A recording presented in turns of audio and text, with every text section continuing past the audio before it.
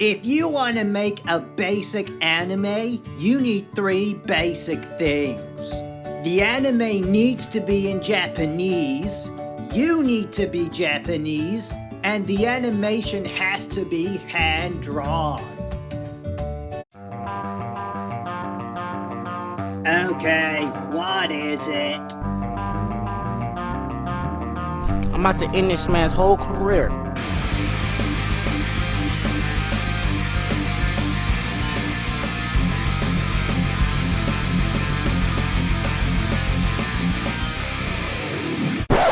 Hang on a minute. Where have I seen this opening before?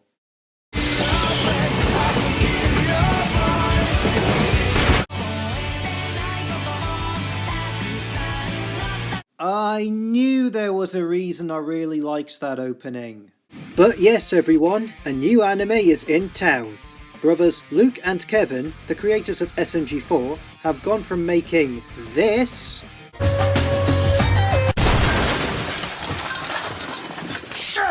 to their very own Aussie esports anime, metarunner. So what is metarunner about? Well, it's about a world where video games are the biggest form of entertainment around. Ah, suck it boomers! Some of the people in this world, known as metarunners, are people who were given an arm and a leg, pun intended, to be the very best at video games. So let's give a quick character analysis. Tari, cute shy gamer girl. Belle, angry shouty gamer girl, who has clearly never played a Mortal Kombat game. You know, button mashing ain't gonna get you anywhere. Theo, if Mario and Crash Bandicoot had a baby that was raised by who Fox News believe gamers are. Yeah, battle to the death! Lux, an evil guy who is the boss of TazCorp, a metarunner gaming company that's somehow not as evil as Nestle, Nike or other companies in the world. Marsa, female fan service. Sophia, the only bugger here with a real job. And my personal favourite character, Lamar, a bigger weeb than the audience. Man, why do I keep hanging with you crazies? Because you love us. So, how well did metarunner go? Well, most SMG4 fans love it and praise it. But what about people who haven't heard of SMG4 and just saw metarunner? People who don't know that this is Luke and Kevin's first time making a proper show. People who don't know that this only had a small team working on it. People who didn't know that its biggest form of funding was from the Australian government, but only when it had about 1 month left before release. People who didn't watch all the build-up videos Luke and Kevin posted showing just how hard and how much difficulty they had working on this. People like my friends who I recommended this to, who like anime, but thought that this lacked that over-the-top personality you see in all other animes, even the serious ones like Death Note or Attack on Titan. So what I'm going to do is go through each episode and say what I liked, disliked, and how it can be improved. I know Luke and Kevin may never see this, but I promised you guys this review, so I'm going to do it.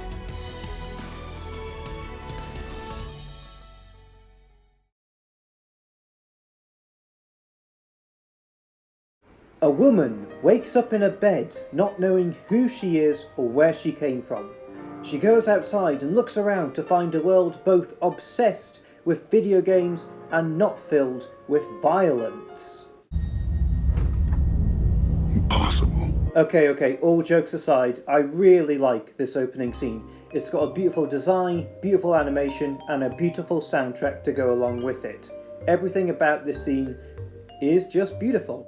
But then, this scene happens. You're a metarunner, right?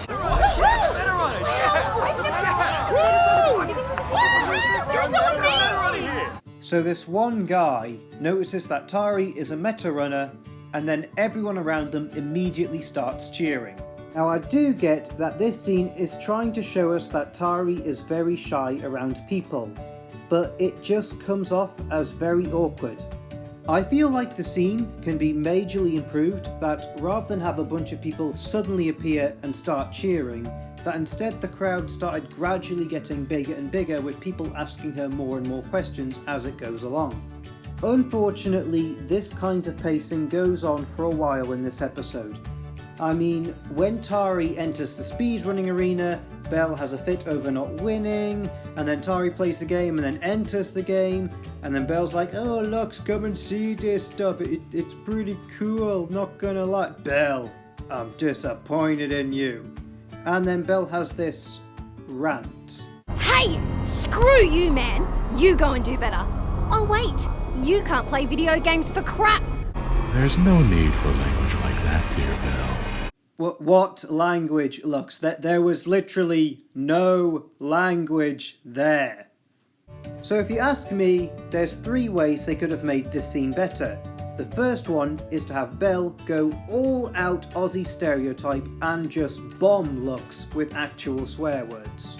What the fucking fuck? However, considering how YouTube's demonetization is these days, I can see why they didn't want to do that. The second option is that you can have Belle swear, but you censor it. I challenge you to a fucking real. And the last option is to simply not include the rant at all, because the way it was executed just kind of ruined Belle's character a little. Episode 2 shows Tari entering the world of Ultra Jump Mania and meeting the lovable yet disturbing Theo. Who's ready to die? Here! The playable character that lives in the game. While all the scenes with Tari playing the game with Theo are acceptable in the forms of writing and animation, I thought those funny shoes would make it impossible for you to jump. Hey, leave my socks and sandals alone. once again, Belle's voice actor and character are pretty much wasted in this episode. Alright, Lux. Store's been evacuated. Just you, the scientist, and the girl now. That's probably the creepiest thing I've ever said. I do get what they were trying to do with that joke, but they were just trying too hard to make it funny. Now, Belle has improved since the first episode already. She has some pretty good lines and moments. Lux, I don't know about you, but most people don't need some janky VR to play video games. Oi! Why is this ancient ass commercial still playing? It's over a year old! Get rid of it! However, her character still feels like it's not being used to its full potential. For example, when she gets scared by the robot and then punches it, it's just a very underwhelming scene.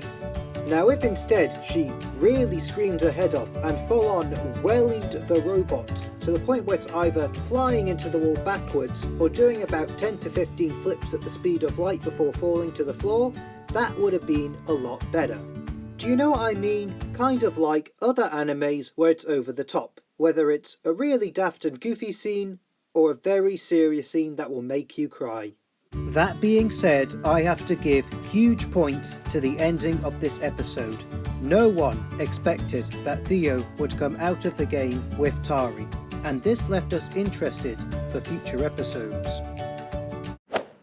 Unfortunately, this future episode was...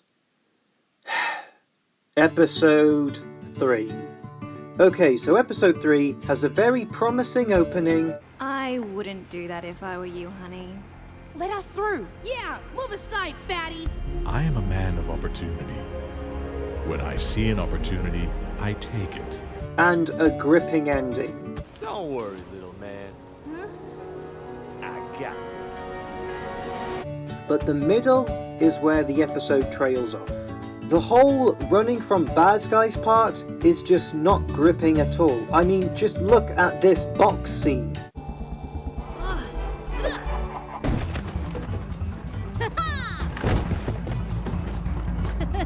What the fuck was that?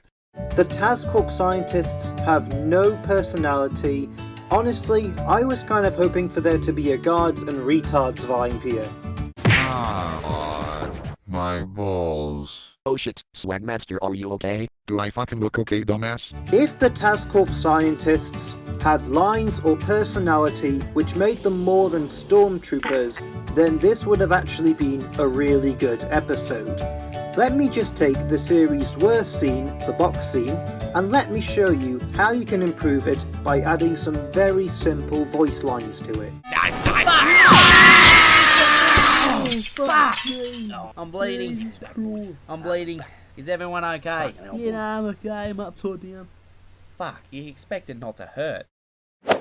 But while this episode wasn't the best, the next one is amazing.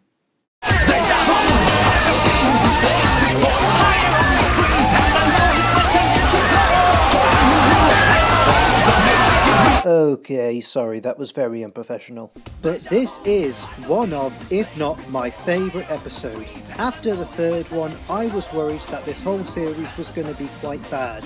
But thanks to this, I finally had hope. This episode had everything. The beautiful soundtrack, amazing animation, great characters and voice actors in general, perfectly timed humour and writing. Whoops. And most importantly, the scientists have personality. Ew. This is the episode that introduces us to Lamar, Sophia and Massa, a group of people who call themselves MD5. Why? Because it sounds neat. Okay. Yeah, I don't know what it stands for. MD5 are the good guys who are trying to take down TazCorp. This episode is about Lamar trying to save Tari and Theo in a really cool car chase scene. Like I said, the writing and voice acting in this episode is brilliant. You can tell each and every voice actor put 110% in their lines. The episode ends with Tari doing a badass drift and then being brought to the ramen restaurant hideout so she can be persuaded to join MD5 and help in the fight against TazCorp. Now things are starting to get interesting. Now we are ready to see the full potential of this show. And now I'm gonna end this first part of my review here. I'm sorry, but this is taking longer than I expected and I want to split the review into two parts so I can keep up with consistency on my channel. So stay tuned for the next part of my review and I promise it'll be the last part. What the Belle, look out! Ah!